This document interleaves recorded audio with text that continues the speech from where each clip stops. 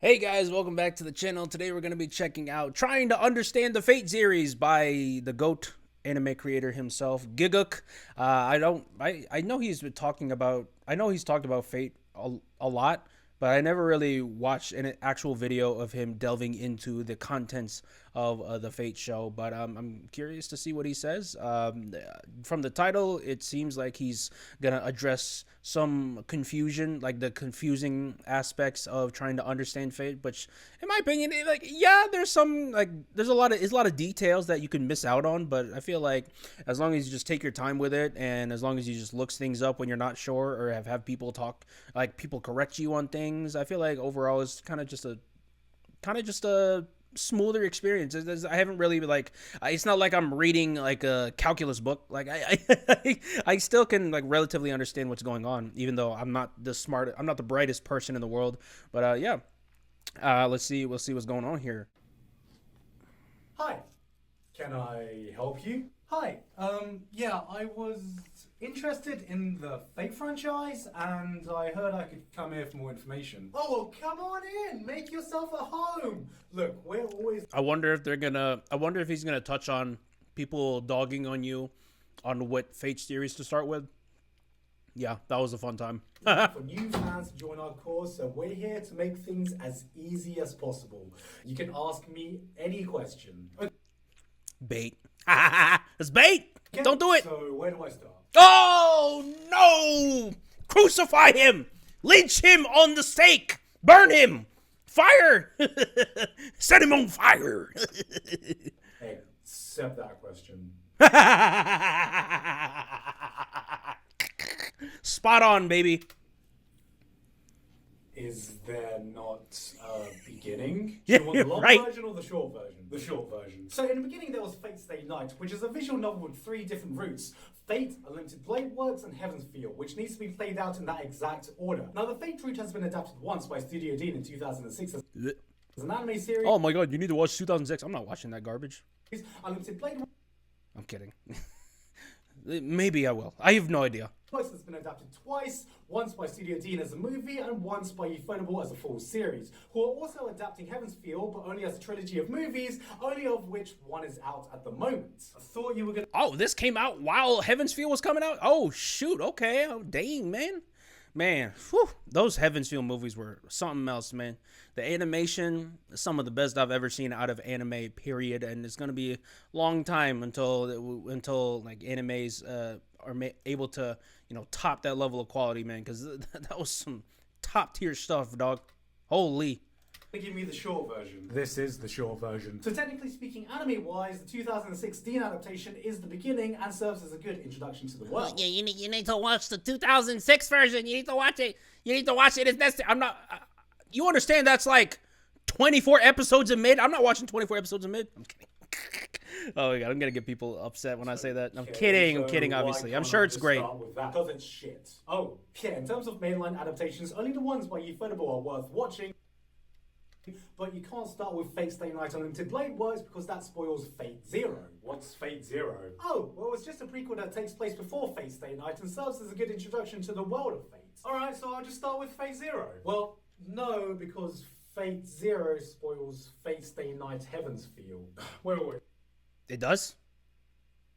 Maybe I'm just not smart enough to catch the spoiler. I didn't really feel that, but okay.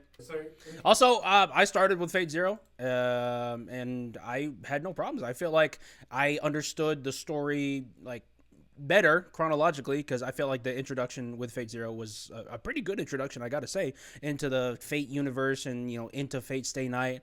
I feel like if I watched Unlimited Blade Works, I would have been straight up confused, but In other words, Fate Stay Night spoils Fate Zero, and Fate Zero spoils Fate Stay Night. Yeah, that's why people are so butthurt no matter what you choose. So, like, what can you do at that point? I would recommend you start with Fate Zero. I would recommend, as a casual watcher, I would recommend Fate Zero. Makes no sense. That's why you should just read the visual novel. Oh my god, you gotta read the visual novel. Oh my god. How long does that take? Around 100 hours. Yeah, 100 hours. Yeah, just casual, man. Just casual, 100 hours. Well, you don't have 100 hours? What do you got to do? You got to go to work? Disgusting. pretty big commitment. Read the kidding. visual novel, but I don't have 100 hours. Read the visual novel. Can't I just read the fucking visual novel? Or not. I can never agree with myself anyway. Okay, well, Yep. that's everything, right? Honestly, the most toxicity I've ever faced with the Fate fans, I mean, it wasn't even that bad, to be honest. I've had much worse. I've had much worse lashbacks from a fandom because I used to be a K-pop fan. But I mean, Fate. I mean, most of the toxicity was just on what you should start with. Apart from that, once I started and I got going, they were chill. They were chill. I got to be honest. So it was really a loud minority. Long version or the short version? Short. Always short. Sure. Well, you see, you have Fate Holo Atraxia, which is a continuation of Fate Stay Night, but only exists in visual novel form at the moment with no anime adaptation. Ufotable got to get on that, man. I heard Fate Ataraxia be going crazy. Got to get on that. Have Fate Prototype, which is a reimagining. And also, I think the cooking show, right? The like what's on the menu for Emiya family. I think the cooking show is actually following up with this. And the show is by Ufotable. I was like, wait, you didn't adapt this, but you would just adapted the chef part?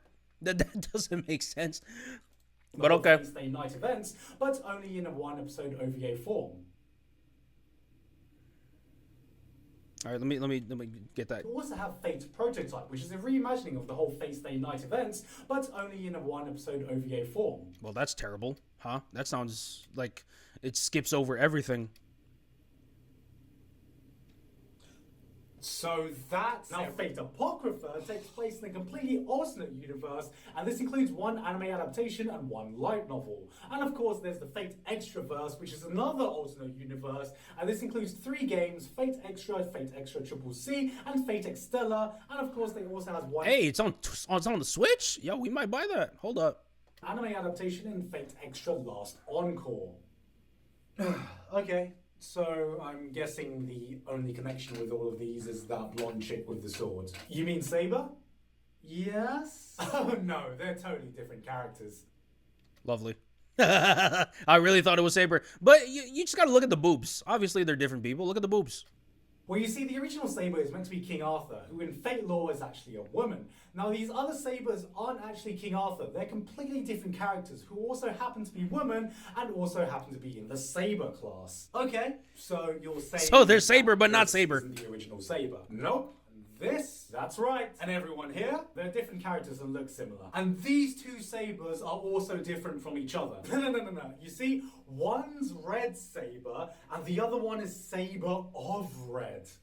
Get it? No. It's pretty simple. And they aren't related to the original Saber at all. Only Saber of Red. Like, the question I keep asking is, like, okay, which Saber is above age so I can goon properly? I want to make sure I goon legally, okay? It's Red or the one that... I'm just kidding. That looks like Saber. Wait, what? Red or the one that looks like the original Saber at all? Only Saber of Red. You mean the Saber that's red or the one that looks like Saber? Yes. Yes. Yeah. She's actually the original Saber's son. And Saber son? Arthur is... Son? Yo, hear me out. What? Wait a minute. You literally just said that they were all girls. You said it, but... How does... Well, it's basically the same as standard Arthurian legend, except this time King Arthur is given a dick by Merlin, who can then be forced upon by her wife so she can make a baby, and then out pops Mordred as your standard homunculus rape baby. There's no way that's canon. Oh, it's canon. If you want to learn more about the lore and the servants, then the mobile game Fate Go is a good starting point. Also a horrible paywall. Do I dare ask if I should get into Fate Go? Depends. Do you have piles of money you wish to burn and countless hours to spiral downwards? Why are all the assumptions I make always correct? Grinding away in a never-ending cycle to satisfy your love for your Fate waifus that you'll never ever get back? No. You don't want to get into Fate Go. And then of course there's Fate Kaliad Prisma Ilia. That's literally that's what I was asking about. The one where Ilia becomes a K-pop idol or something. Which is a magical girl spin-off of the original Fate Stay Night. I don't think I need to watch that. It has lesbian lollies kissing. I think I'll need to watch that. Oh, and before There's also the cooking spin-off by Studio Ufotable. I was literally about to say that. That follows Fate Hollow Ataraxia. And it's by Ufotable. So, like, why didn't Ufotable just adapt Fate? Okay. Questions, ladies and gentlemen. That's because Demon Slayer, probably. Basically, the cast of Fate Stay Night to cook food and stuff, and all of this is all part of the greater Nasu-verse, which, to explain... Alright, stop. Okay? Stop. This is too much. This is a complete clusterfuck. How did this get so out of control? I literally have no idea. Yeah, I know, right? And I can't wait to get into all of those shows. I'm just kidding. Except 2006. I'm not watching that.